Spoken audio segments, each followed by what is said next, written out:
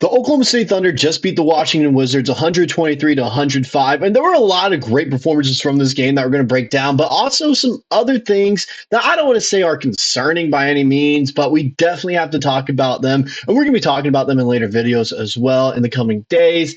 But, just kind of a whole summary of what this game, what happened. Some players I think are going to be part of this team long term. This game really showed that off with guys like AJ Mitchell and Cason Wallace playing off the bench, coming off the bench with how well they played, among some other players like Isaiah Joe, Aaron Wiggins.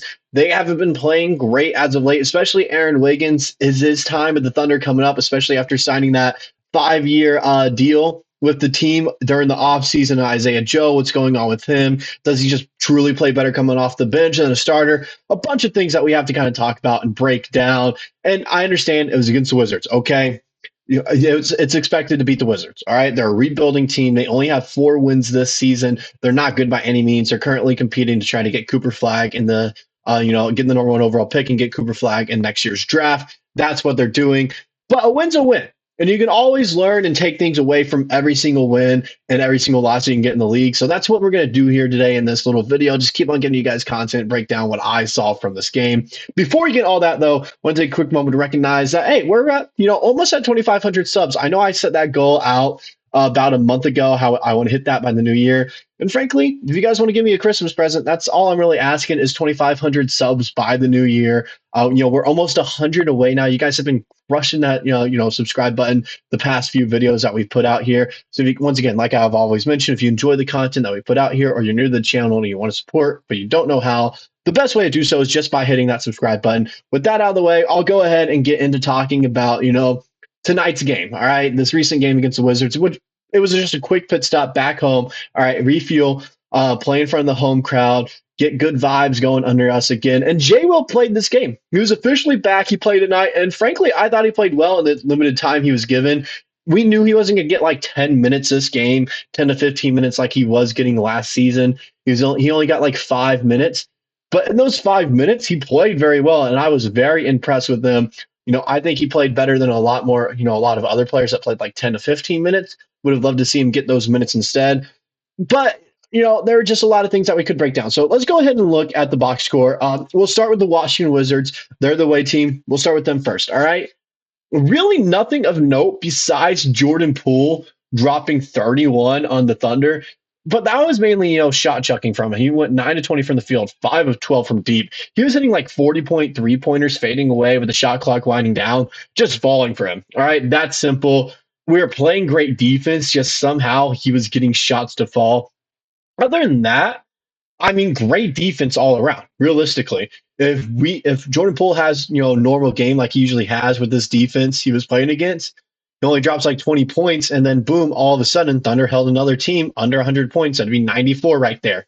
So it's one of those things. He was just, getting lucky shots to go. That's all it really was when I was looking at it. So I'm not worried that he dropped 31. Okay, I'm not worried. And he's truly just an offensive player. He's not a defensive player. He is just an offensive player. That's what he focuses on, and that's what he brings to every team is elite offensive capabilities. But sometimes it does come at a cost, and like tonight, it did come at a cost for the Wizards as he only went 9 to 20 from the field and took 12 three-pointers right there. Some other players that played for them, Jonas Valanciunas, he's someone that we've always talked about on the channel, potentially being traded to the Thunder. I really like him. I think he'd fit in very well with the Thunder. He'd finish this game with 12 points, 6 of 12 from the field, took a three-pointer, did not make it, but he took it a lot, kind of similar to what Hartenstein's doing, not making three-pointers, but he does take them from time to time when he's left open. Had 15 rebounds.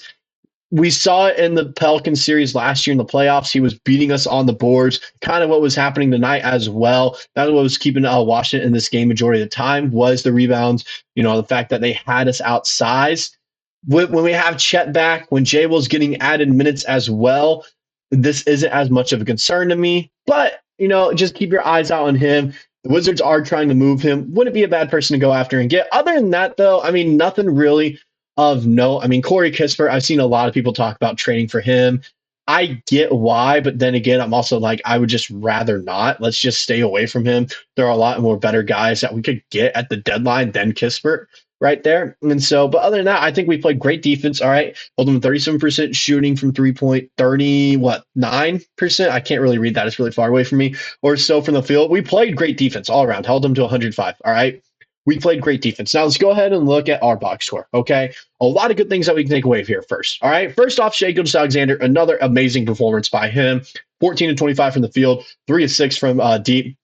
He went perfect at the free throw line, 10 points there. You take away his free throws, he still finishes with 31 points instead of 41. But a 41-point game with 9 rebounds, 3 assists, 3 steals, and 3 blocks. Oh my goodness. He was doing everything for OKC tonight. And this just kind of proves without him, OKC, they would be, they would be an all right team, but they wouldn't be a contender by any means. All right. That just goes to show how valuable he truly is and why he's the MVP in the league. This game kind of proved that right there. And we're going to see a lot more games going forwards, like against the Pacers here on the 26th. That's going to be another game that kind of proves like, hey, he really is the MVP. We need to start putting some more respect on his name. But he had a plus 25 in the plus minus. All the other starters didn't play bad, but they didn't play great. The only ones that I could say played bad were Lou Dort and Isaiah Joe. Even then, Lou Dort still played good defense. All right. Isaiah Joe, he just wasn't really shooting the ball great at all. It was just, like he hasn't been doing well as a starter whatsoever. I think he does better as a bench player. Like, look at Cason Wallace. All right. He's played really good as a starter. I really like him as that final starter right there.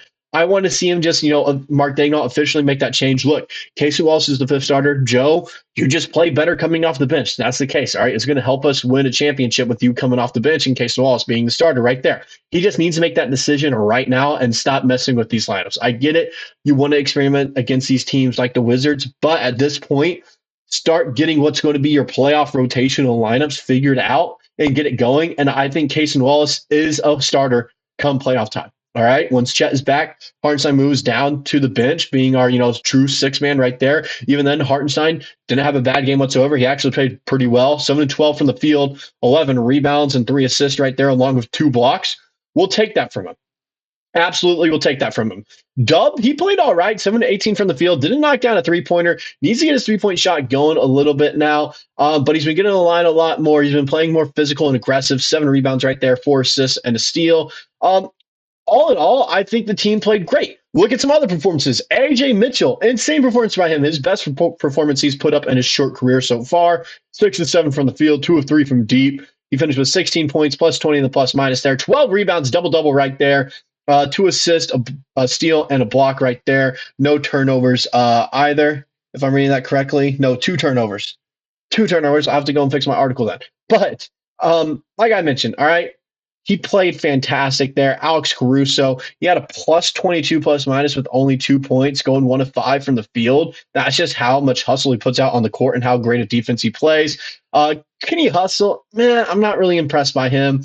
I think he's going to end up being traded at some point before the deadline to go get a guy like Dorian Finney-Smith. And then also throwing in that trade, the Thunder need to figure out what they're going to do with Aaron Wiggins. This is what we're going to talk about in a video tomorrow.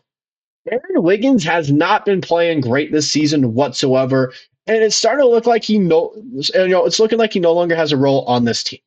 Okay, I feel like some of his minutes would be better off divided up to guys like Alex Caruso, Lou Dort, and Isaiah Joe off the bench. All right, I feel like his minutes would just be better off, divided up to them and use his contract in a trade package just because he hasn't been playing well. And it's just starting to look like he no longer has a place on this team, especially with the Caruso extension. I just don't know if he, really is going to fit with this team long term when he's being he's playing like the 10th man right now. All right. With that kind of contract, you can trade him off and go get a Cam Johnson before the trade deadline, like we've talked about multiple times. And I just feel like Presti and the team have to make a decision on what they're going to do with him at this point because he has not been playing well. I understand it. He is a fan favorite. Aaron Wiggins saved basketball and all that. I understand it. I love Wiggins as well. All right. He was one of my favorite players on the team last year. I love our role players. I truly do. However, he just has been playing great. Fact of the matter, he's been struggling a little bit. I still have faith he can still play very well this season. But with the new Alex Caruso extension, everything else going on, I just feel like Caruso does everything Wiggins does, just a little bit better. So it just might be better off trading him off to go get a guy that could be a starting 4 for us. Like I mentioned, Cam Johnson, use that contract to help salary match and eventually win us a championship right there. That's kind of my whole thoughts on that. And also, my whole thoughts on the game performances, a lot of things that we can kind of take away going into this tough, 2 week stretch here before the Thunder probably make any trades going on in the season. So it's going to be interesting to see. That's all I got for this video. Let me know what you guys think about, any performances that stood out to you in this matchup, and I'll see you guys in the next one.